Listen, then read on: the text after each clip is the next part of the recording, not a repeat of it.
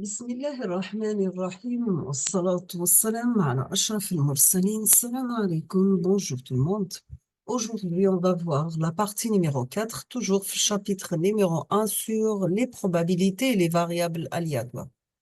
Dans la première vidéo, nous avons vu des notions générales sur les probabilités. La deuxième vidéo, nous avons définir les variables aléatoires. Troisième vidéo, nous avons vu comment calculer la variance, l'écart type et l'espérance d'une variable aléatoire. Aujourd'hui, on va entamer ensemble les calculs de moments. On va commencer par la formule générale de moment d'ordre n d'une variable aléatoire x qui est définie par m de n égale l'espérance de x de n. Donc, tout simplement, c'est un calcul d'intégrale entre moins l'infini et plus l'infini de xn par la densité de probabilité, la fonction de densité de probabilité f de x dx. Pour les moments centrés, on va utiliser la formule suivante, c'est le mu d'ordre n égale l'espérance de x moins mu de xn le tout à la puissance n. Donc, c'est un calcul d'intégrale entre moins l'infini et plus l'infini de x moins mu de x d'ordre n par f de x dx. Pour les moments absolus, on va utiliser la formule de l'espérance de x en valeur absolue d'ordre n. Maintenant, si nous avons les moments absolus centrés, la formule utilisée, c'est l'espérance de x moins mu de x en valeur absolue d'ordre n. Les moments généralisés, c'est l'espérance de x moins 1 d'ordre n. Les moments généralisés absolus, c'est l'espérance de x moins 1 d'ordre n. On passe maintenant à la fonction caractéristique. Comme toujours, on commence par le cas continu. Nous avons que la fonction caractéristique d'une variable aléatoire continue est définie par phi de oméga égale à l'intégrale entre moins l'infini et plus l'infini de la densité de probabilité fonction de densité de probabilité f de x par exponentielle plus g oméga x dx.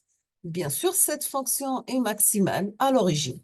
On aura phi de oméga en valeur absolue inférieure ou égale à phi de 0 qui est égal à 1.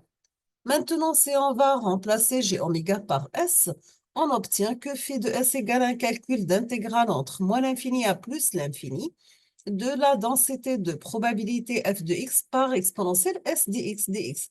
On appelle ça une fonction moment d'ordre s de exponentielle x. Pour phi de oméga, psi de oméga est égal logarithme nébérien de phi de oméga, c'est la seconde fonction caractéristique de x. Nous avons phi de oméga égale l'espérance de exponentielle g oméga x et phi de s égale l'espérance de exponentielle s oméga.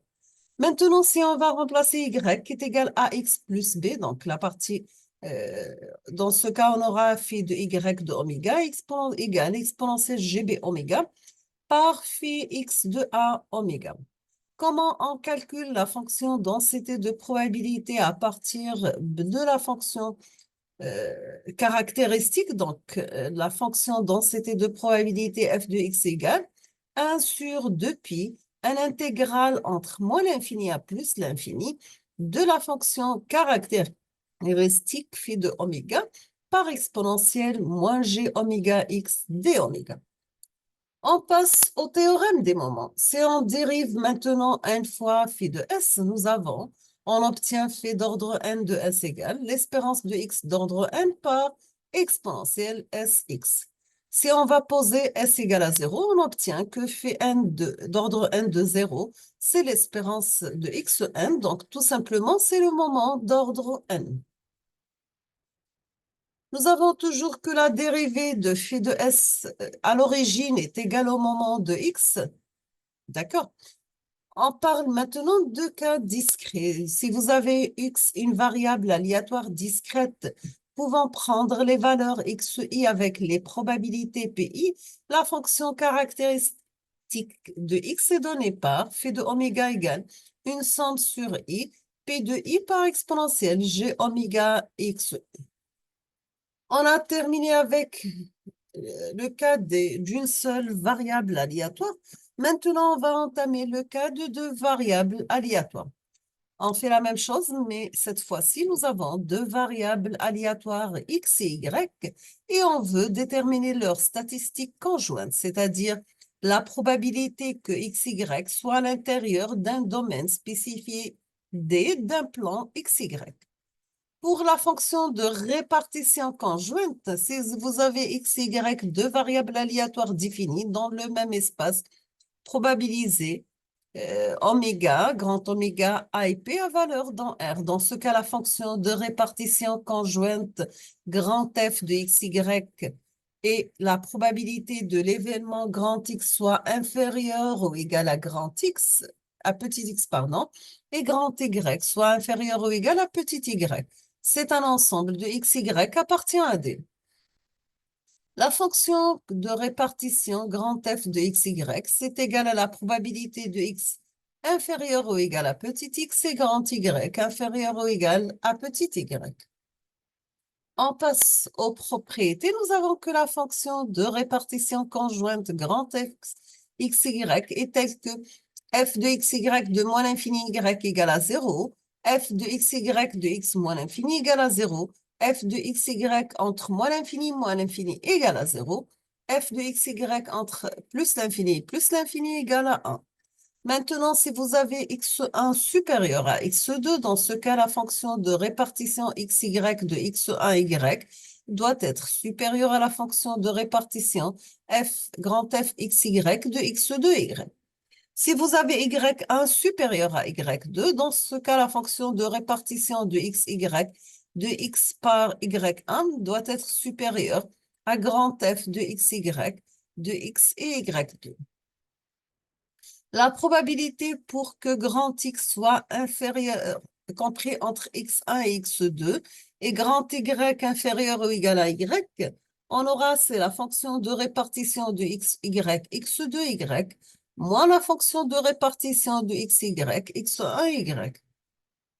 Pour une probabilité que soit x inférieur ou égal à grand X, et y cette fois-ci compris entre y1 et y2, on aura, c'est une fonction de répartition de xy de xy2, moins la fonction de répartition de xy de xy1. Et la probabilité que grand X compris entre x1 et x2 est la même chose pour y qui est compris entre y1 et y2, ça sera tout simplement la fonction de répartition de xy pour le point x2, y2, moins la fonction de xy de x1, y2, moins la fonction de répartition de xy, mais cette fois-ci avec x2, y1, plus la fonction de répartition entre x et y de x1, x2, y1, pardon. On va parler maintenant de la densité de probabilité conjointe. Vous avez que la fonction densité de probabilité conjointe de x et y est définie par f de xy, xy. C'est la dérivée seconde de la fonction caractéristique de xy entre x et y, la dérivée divisée par la dérivée par rapport à x par la dérivée par rapport à y.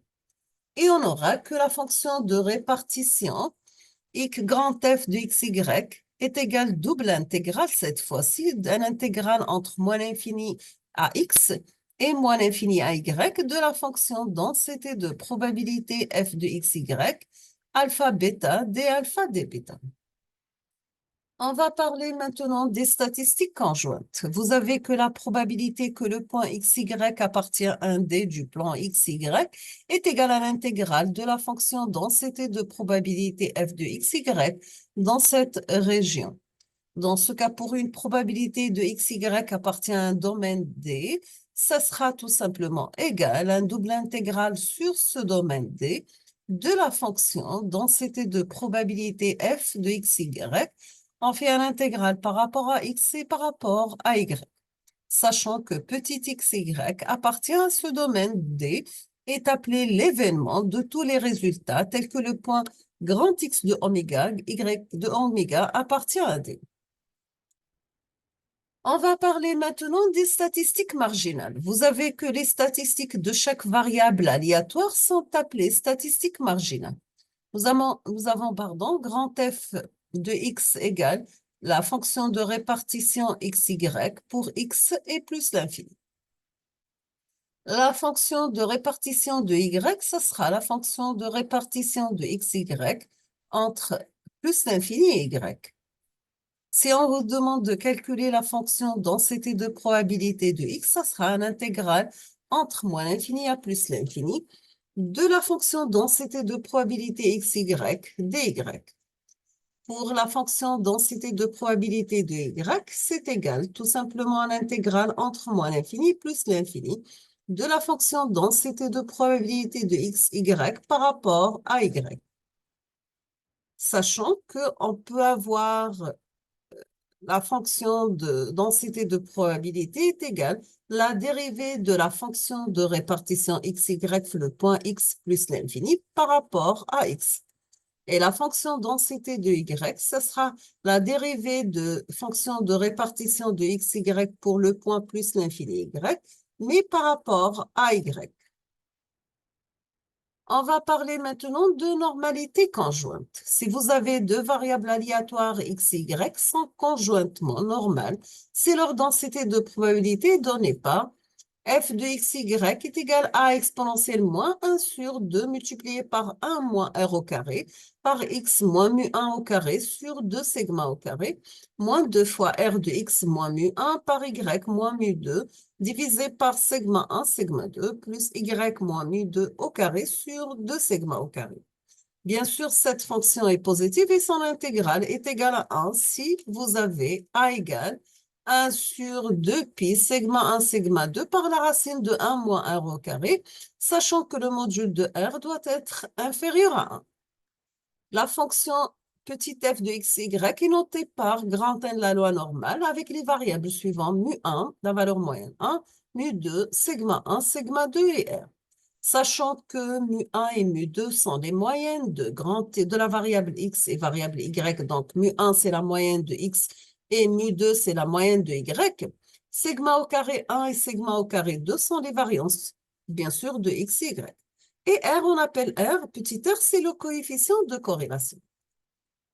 Maintenant, si on vous demande de calculer les densités de probabilité marginale de x, y, c'est sont données par f de x égale 1 sur sigma la racine de 2 pi exponentielle x moins mu 1 au carré sur 2 sigma au carré.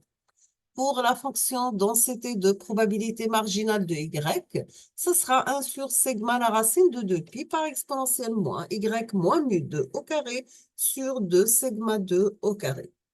Maintenant, si vous avez deux variables aléatoires qui sont conjointement normales, dans ce cas, elles sont marginalement normales, et l'inverse n'est pas vrai. Donc, s'ils sont marginales normales, ils ne sont pas conjointement normales. Pour deux variables aléatoires x, y sont conjointement normales, c'est la somme ax plus by est normale pour tout a et b. La même chose, mais cette fois-ci, on doit parler du cas discret. Donc, si vous avez x, y, deux variables aléatoires discrètes, peuvent prendre les valeurs x, y, avec des probabilités respectives p de x égale à xi est égal à pi, et la probabilité de y égale à yk est égale à qk. Leurs statistiques conjointes peuvent être déterminées en fonction de probabilités conjointes. P de x égale à xi, y égale à yk est égal à pi k.